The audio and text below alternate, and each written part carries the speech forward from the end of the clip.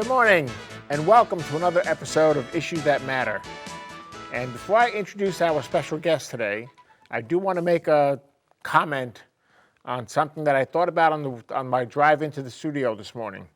I've often heard about how people think that big money is running the show in the country these days. And to a degree, they're correct.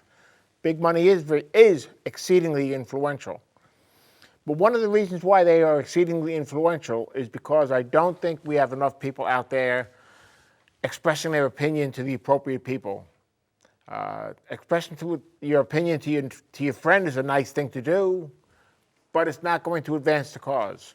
So I would suggest, if you have a cause that you feel strongly about or that you think is a good idea, learn your representative's phone number and contact methodologies, and let them know what you think. And the only way we're going to take control over what's going to happen is by being out there, talking to people, and talking to your legislators, letting legislators know where you stand. And with that, I want to introduce our guest. The guest today is Dr. Felicity Homsted, and she is, well, I'm not going to say what she is because I'm going to let her do that. She can do a lot better than I can. So Dr. Homsted, welcome. Thank you. So tell us a little bit about, now she's with Penobscot Valley. Penobscot Community Healthcare. Thank you. I knew I would screw up sooner or later. It came sooner rather than later. So why don't you tell us a little bit about yourself? Sure. So I am a pharmacist by training. I'm the director of pharmacy at Penobscot Community Healthcare. And so what that entails is I am involved in directing 3 community pharmacies in our Bangor area, as well as one in Seaport, which is the Belfast area. And in addition to that, we run 2 pharmacy residency programs. So pharmacists who have graduated from pharmacy school with their doctorates come in for an additional year of training in our primary care practices in our community pharmacies for the first year.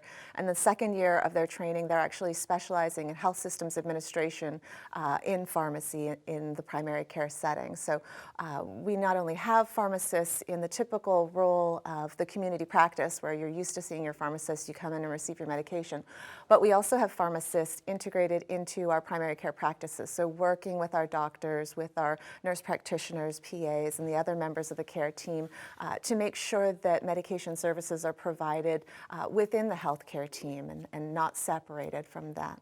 Yep. And the primary provider status. Yeah. What's that all about? Sure. So currently there's a definition within our country, it's in the Social Security Act, that defines who are considered healthcare providers. And at this point, it's our physicians, so our doctors of medicine, our PAs, our physician assistants, our nurse practitioners, and there's a few others that are designated in there as well. However, pharmacists are currently not considered a healthcare provider under the Social Security Act.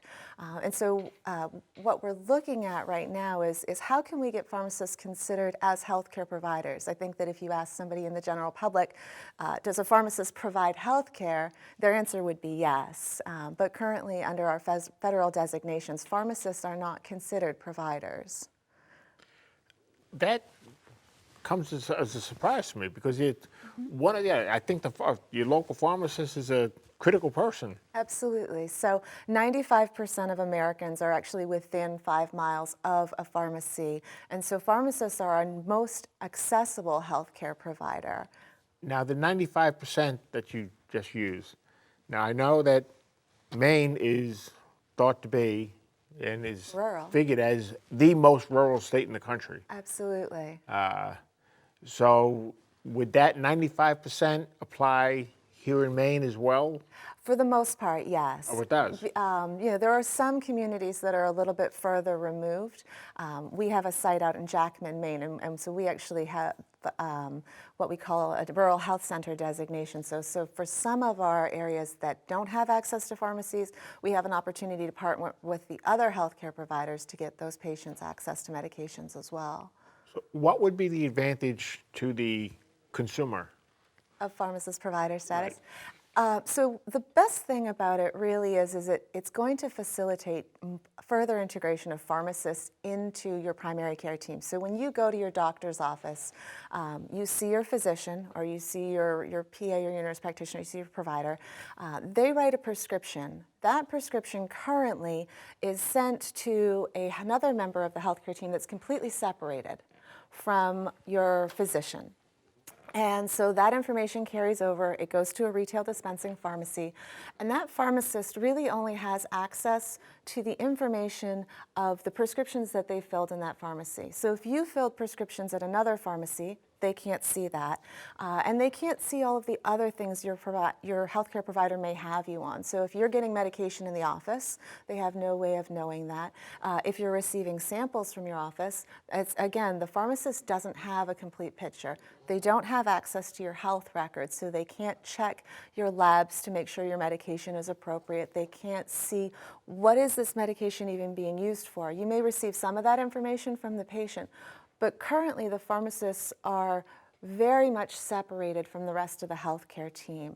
And by the introduction of pharmacist provider status, helping move pharmacists into that primary care practice or any of the outpatient care practices, what we get is much better medical care for our patients, because just as you and I are having a conversation now, that's the way that the physicians and the nurse practitioners are interacting with the pharmacists in the primary care setting. So we can in real time be involved in choosing the correct medication, or also just be there as a resource. So you have a question, what's the best choice of therapy for a little old lady who has an infection?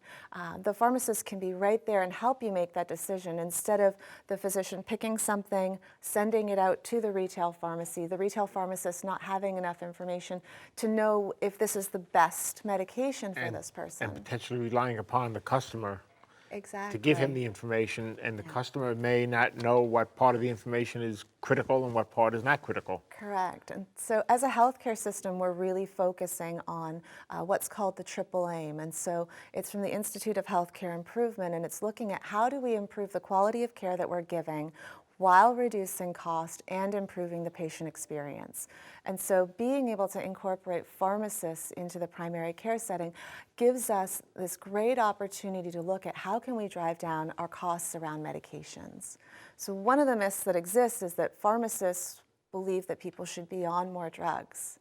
And that's definitely not the case. As pharmacists, we want to look at what are the most appropriate therapies for this patient and really limit it to just those.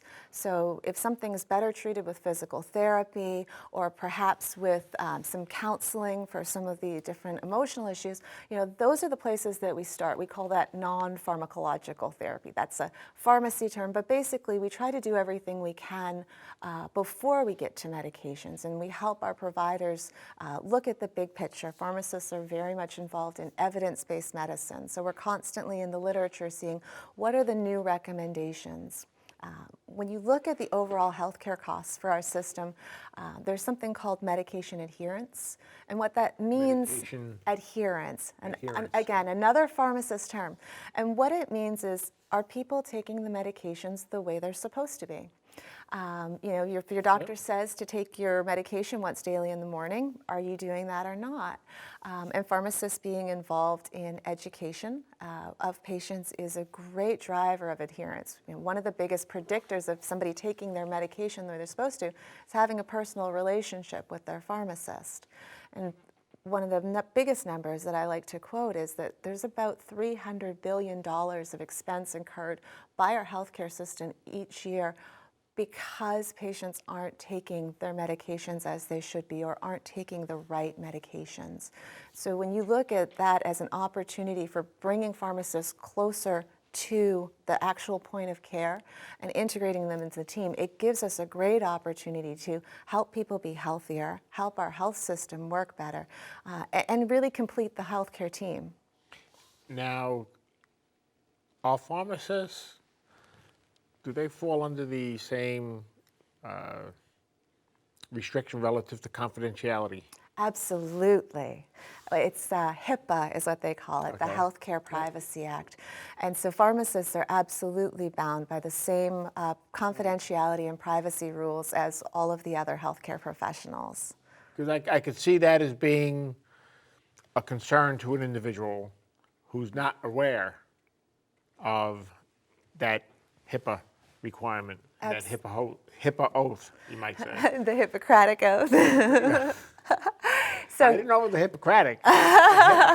So yes, all healthcare professionals are bound by the privacy restrictions for patients, and it's a great thing. Within that, it opens it up for communication between the providers to make sure that we're coordinating the patient's care, but we're also extremely vigilant about making sure that everything that is occurring in a patient's care is kept private. So if I'm understanding you correctly, by implementation of this program, it would potentially reduce the cost to the customer, to the consumer. Correct. It would heighten the health care that the consumer is receiving. It sounds like a win-win. It does, Right. doesn't it? I completely agree. Right now, there's legislation in both the House and the Senate in Washington, and it's something they're going to be voting on. And we're starting small because whenever you implement a change, it's good to start small and test it. So this act is actually called Pharmacy and the Medically Underserved Areas Enhancement Act. And so it's looking at granting pharmacists in these underserved areas status as providers so that we can really extend the health care that we're able to get in these areas that can't access. And it will lower the cost to the state. Ultimately, it will. So they've done a lot of research on getting involved in pharmacy care, in primary care, and in healthcare in general outside of the hospital. And the most conservative numbers are for every dollar that you spend on a pharmacist in a clinical role. So not in that I'm handing you your medication, you've come to pick it up at the pharmacy, but actually working within the team, there's a $4 savings for every dollar that you spend. There's some studies that have come back as high as $25 of savings for every dollar you spend on pharmacists. And the way that we see that savings is one, from making sure that the patients aren't taking medications that they don't need to, so that cuts costs if you're not filling as many prescriptions, but also making sure that they're on the appropriate therapy for them, that we're avoiding any side effects or we're dealing with them as they occur in appropriate ways. Yep.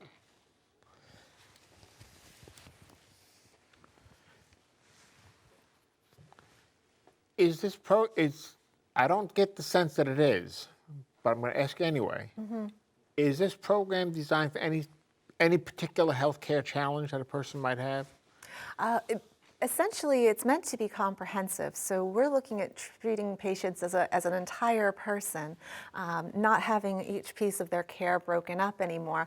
And so with this pharmacist provider status, it would allow pharmacists to be involved in any aspect of our healthcare system. So it could be in your specialist office that you may encounter a pharmacist. Say you're starting a new medication that's complicated. Your pharmacist can sit down with you in your physician's office. He will start you on a new medication and have the pharmacist come in and work with you right there, and you can have a nice discussion with both members of the healthcare team, helping you understand your medications.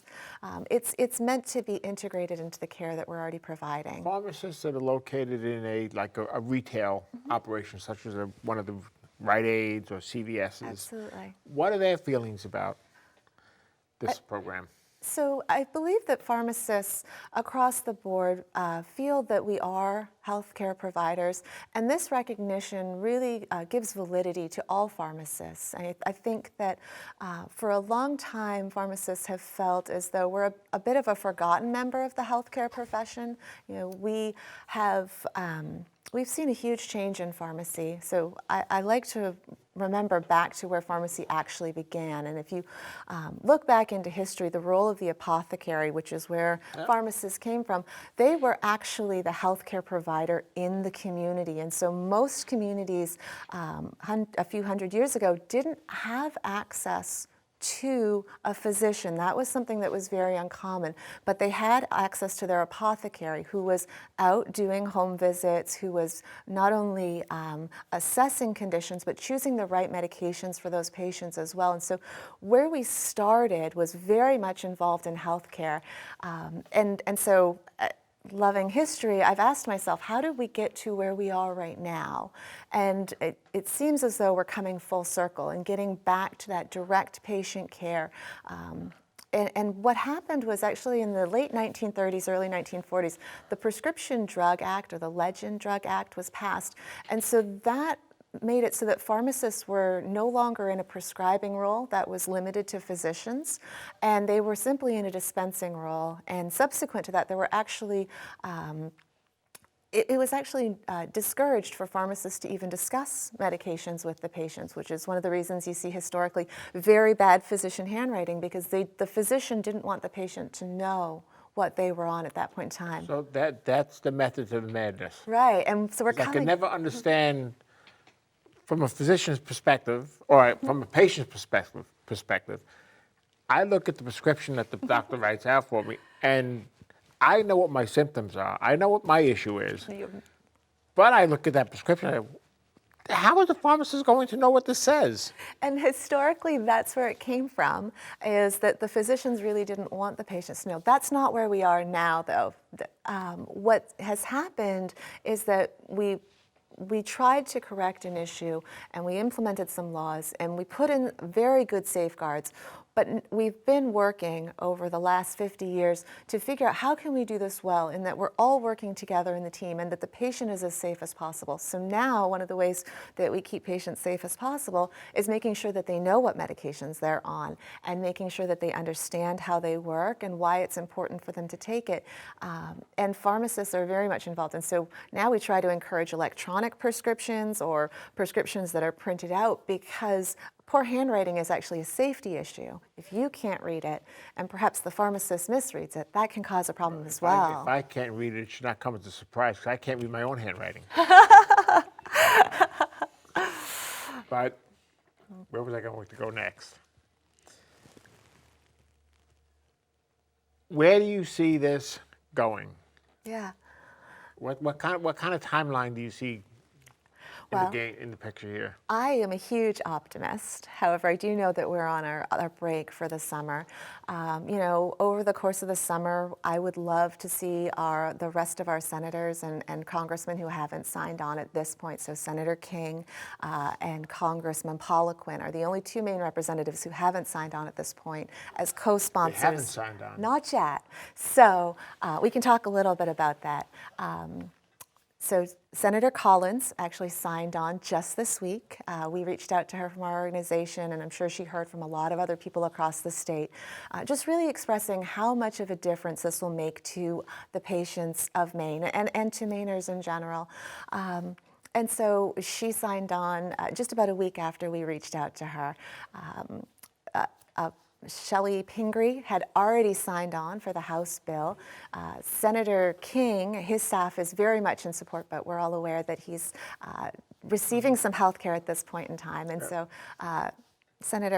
Congressman Poliquin is the last one that we're really focusing on. How can we get him engaged in seeing the value of this? So, if a person were to call the representative or the senator, absolutely. what would be the key focal point that they should be talking to the representatives and senators about? So the bill numbers are, for our congressmen, it's HR 592, and for our senators, it's S314, so 314.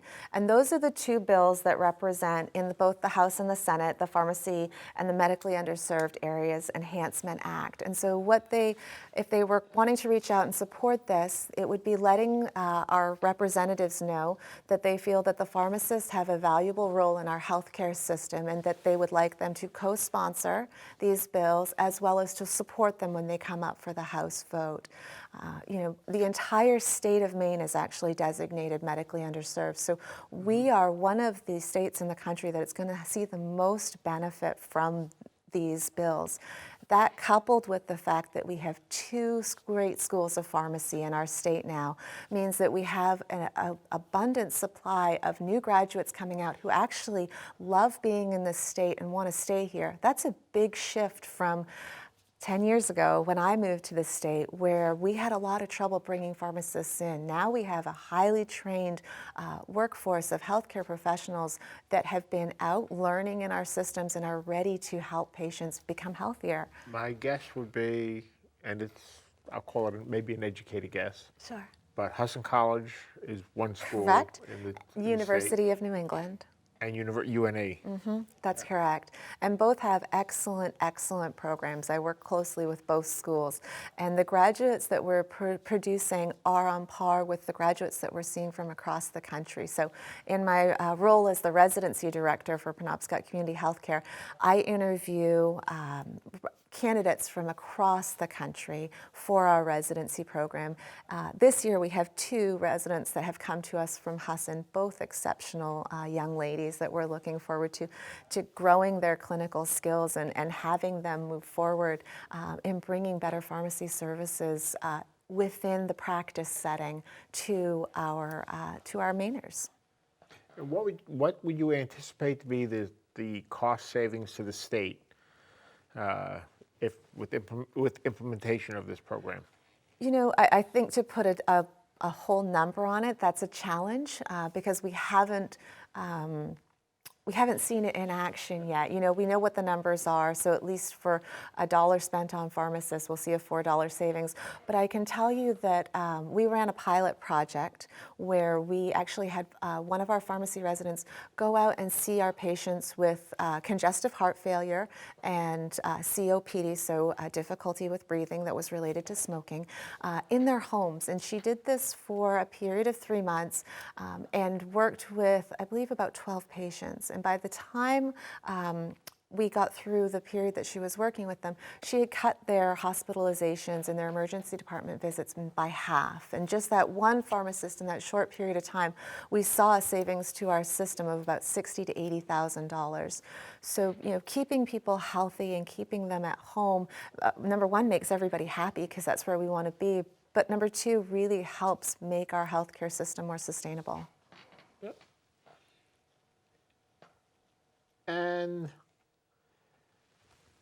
what impact might this have on I would say the major medical centers, such as Eastern Maine Medical Center up in Bangor, Absolutely. or Maine Med, or Southern Maine? So what's been a challenge for us in the health system is that with pharmacists not being recognized as providers, there's really not a mechanism beyond creating savings for our payers, so our health insurance companies or the state, to fund pharmacists. And so we create a great savings, but there's not a mechanism to compensate for the services currently. The provider status bill would allow that, which means that organizations which have been seeking methods to bring pharmacists into their practice, this will facilitate the opportunity for actually doing that in a sustainable way. So at Eastern Maine, they have been looking for the last few years within the health system to bring pharmacists on board. But it's very challenging when your pharmacist is your only healthcare professional that has no mechanism for billing to be able to have pharmacists involved. And so this will allow us to really see what we've been working towards for the last few years actually come to fruition in having pharmacists in the primary care setting. So at Penobscot Community Healthcare, we have had pharmacists in our practices actually this will be our 5th year. And so we've seen some really huge impact, but we have had to creatively fund that ourselves through the organization. And so we have our pharmacy residents, and we utilize a program called the 340B drug program to actually help fund our residency positions. And that's how we've paid for our start of having pharmacists involved. And then with provider status, it will allow us to operate as the other healthcare professionals do and really contribute to the system. Now, what's bobbing around in the caverns of my mind, and sometimes the caverns of my mind are pretty expansive, empty.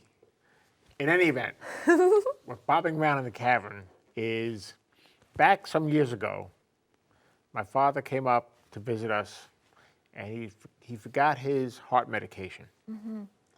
And he lives in New York. Yeah. And so we needed to get that heart medication, which can be a challenge. Absolutely. Would this program do anything to relieve that?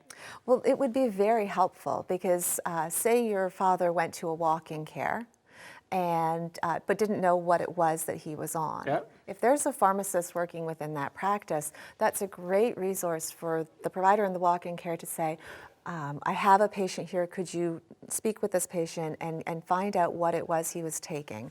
So then we can find out the pharmacy, we can either reach out to the pharmacy if we can't figure it out on our own, and be able to get that information so that we can get a prescription, or the pharmacist also has the opportunity, we can call and transfer the prescription if we know what pharmacy and we know all of those details and there's still an active prescription available. So the pharmacist can help smooth out some of those issues.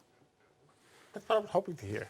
Yes, we try Not that I ever hope that I have that situation, but nevertheless. We try to be as helpful as possible. You know, being a relatively new member to the integrated care team, pharmacists really seek to fill all of those care gaps that exist. So how can we help our healthcare system work better? That's our focus. Now, back in and we talked about this a little bit earlier, the 340B program. Yes. What is that? What is the 340B program? Sure. So the 340B program is a program that's done by the federal government, and what its purpose is for those who are treating the underserved patient population. So federally qualified health centers is a great example. We treat everybody regardless of their ability to pay. So if you are serving a large portion of the underserved population, the federal government requires that drug manufacturers actually offer you a pricing, so 340B pricing, which is more similar to what they pay.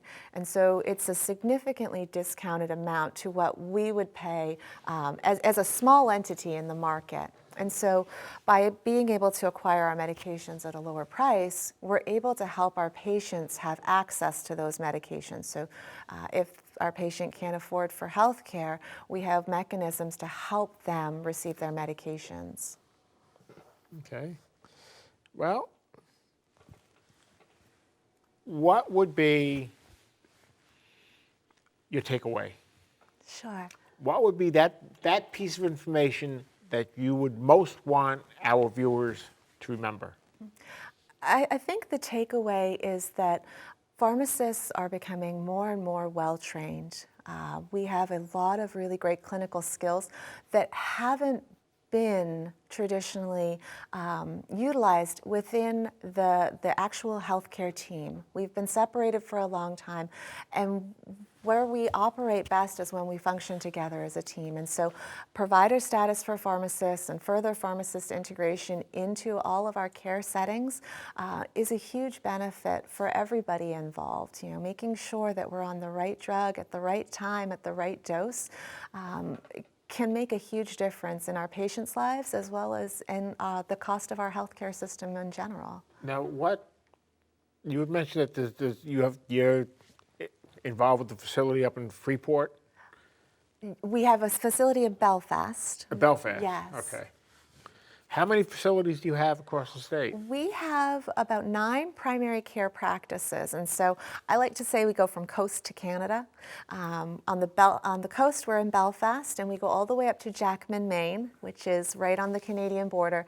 But primarily, we're centrally located around the Bangor area, and so we have some sites that are really unique. We have one that's in actually is an area called Cape Hart, and that is a subsidized housing area, and so we found that our patients that lived in that area had a lot of difficulty with transportation, so we actually worked and renovated one of the units to put a health center right where they were living so that they can walk and receive care and make a huge impact in the community. Jackman, Maine is another place where we have worked with the local community to keep their health center alive, to make sure that they don't have to travel for hours to receive the care that they should be able to access. Transportation in the state is a challenge, It is. especially for the disabled, elderly and disabled and so forth. It's a big challenge. Yeah. And I don't know, I don't have a clue as to what the solution might be. Yeah, and it's a big system issue. What we've done as our solution is making sure that we're putting practices in places that have historically been without a practice but could really benefit. Underserved areas. Well, all right. Well, it was a pleasure having you on as a guest. Excellent. Thank you so much. My pleasure. It's been my pleasure. And folks, I hope you found this as interesting as I did, and I hope you walk away from your TV set today with a sense that you have some new knowledge that you can work with, and that you have a increased desire to let your representatives and senators in both the state and federal level know about your newly found motivation. Is that right? I don't know. Sure. In any event, have yourself a wonderful day. Make it a safe day. And remember, if it simplifies your life, pay attention to it. Have a great day. Bye-bye.